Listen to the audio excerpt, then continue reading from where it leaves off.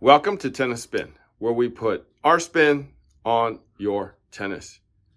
Today, I'm going to be talking about timeless things in tennis. Stay tuned. All right, guys. So as a lot of you know, I've been around tennis for over 33 years now. I've probably been playing tennis for 40 plus years now.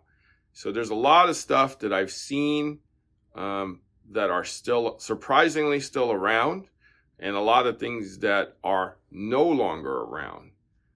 So I was going to go over that and thought this would be a fun video for everybody to see. Wanted to start though by showing you guys that this is still around. It is a ball saver.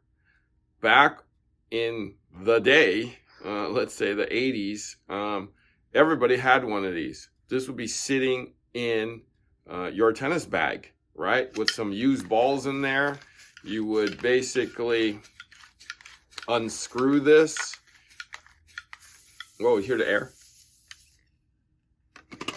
Put your 3 balls in there. So basically, after you just played, you would put your 3 used balls in here, and you would, right? And then you would basically compress air back into the ball, so it would stay fresh, right? So I know this is kind of like a time capsule from the 80s now, but these still exist. I do sell maybe 6 of these a year still. It's a fun gift during the holidays. But we don't, I mean, it's not like it used to be. Everybody used to have it. People just use new can of balls now, pretty much every time they play. But because as there might be a ball shortage coming up soon, these might be more important for you guys now. So, but still around, guys, still around. Speaking of other timeless things, Penn champs, Wilson champs, right? We all grew up playing with these championship balls.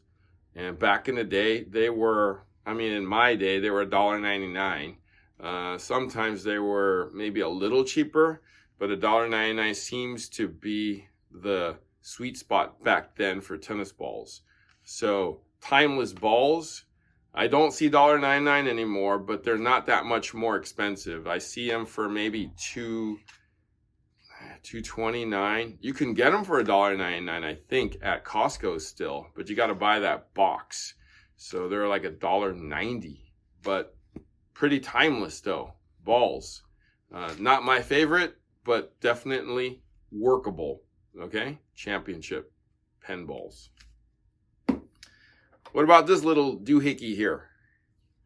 Some people might think that's a washer, but that was made famous by Pete Sampras. This is the Sampras dampener from Yonex Sports. You get 2 of these to a pack, and they kind of did the job.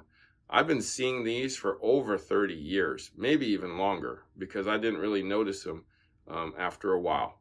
But dampeners have been around for probably, I want to say, close to 40 years. I don't see them in wooden rackets much, but definitely timeless item. Speaking of timeless, what about Turn-A-Grip, guys? Still around today. I know a bunch of you guys still use it. It's great for absorbing sweat. For those of you who sweat profusely and can't control it, I get it. I have friends like that.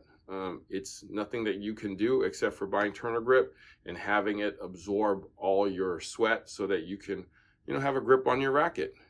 So still around today. Got some new stars on there, though. Got some new people. I remember back in the day, it was Pete on here. Pete Sampras was on here. All right. Speaking of old, what about socks? Has anybody ever worn Thorlos out there? I know how old you are, but they're still around today. Okay, the signature kind of a brownish bottom tells me and you that this is the thickest one they make. So TX11 is probably the #1 seller. Again, I know how old you are if you're wearing this. Longer socks, right? For that traditional look, when you wear all your tennis whites, you would wear these socks to match all that. Great cushioning, great support, fills out the gaps in your Stan Smiths. Just kidding. But fills out the shoes, fills out your shoes easily with this thickness, and definitely provides a lot of cushioning. Still around today, guys. Still around today. Still sell a ton of these. Sin Gut. So everybody knows Prince Indebted Gut, right? Well, this is still around today in many other forms, and many other brands have taken that recipe and have just made it their own with their own names. I would say the best of the bunch is this Yonex Dynawire. It is made a little better. It is made to feel a little bit more. It is, for some reason, this thing plays better to me. It could be because it's made in Japan, is what it looks like here. So I'll show you the back of this. I think it's made in Japan, guys. So they take a little more quality in this. So if you're going to buy a synthetic gut, just a basic synthetic gut, you might as well get the best. And that's going to be Dynawire right there. Okay, it comes in 16 and 16 light. I'm not sure if they do 17. But what about ball clips, guys?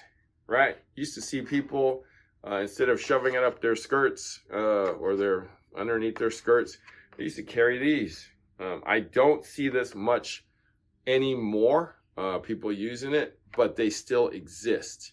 So for people who don't want to, they just want to pull it out of their what do they call it, the waistband, this will still hold that extra ball. Okay, so they still make these ball clips, still around today. What about the original overgrip, guys? That gauze right there. So they used to put this gauze stuff over the leather so that you can actually get a grip on your racket, because that leather is super slippery. So you put this on so that you have texture and you have like a sandpaper feel, so you can get a grip on your racket. Gauze grip still sells today. I probably sell about 50 packs a year of this, but those people are of, again, a certain age. Okay, they're used to this feel and they like it, and you can't get them off of this. Wristbands have not changed. Wristbands have not changed in forever. It's still made the same way. You can tell by the fibers that it's made to absorb sweat like a terry cloth towel, but this has not changed. People still use it for the same purpose. I know that there's some great ones that Nike made. They were like sweatbands on steroids that basically sucked up all your perspiration.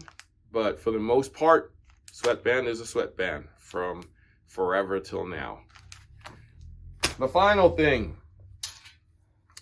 Guys, recognize this? I'll bet you guys have one in your garage. Maybe 2 or 3 of these. This has not changed at all. The balls kind of come through the bottom, right? You could, if you have one of these, you flip it over with that cool thing here. I can't even do that right now. Well, anyways, yeah. You flip it over like this, and you can pick the balls up from the top, right? And you feed it, right? This has not changed in 30-some, 40 years. Ball hoppers have not really gotten that revolutionary. And people still buy these. I mean, I probably sell over 100 of these a year. So these are the timeless things in tennis.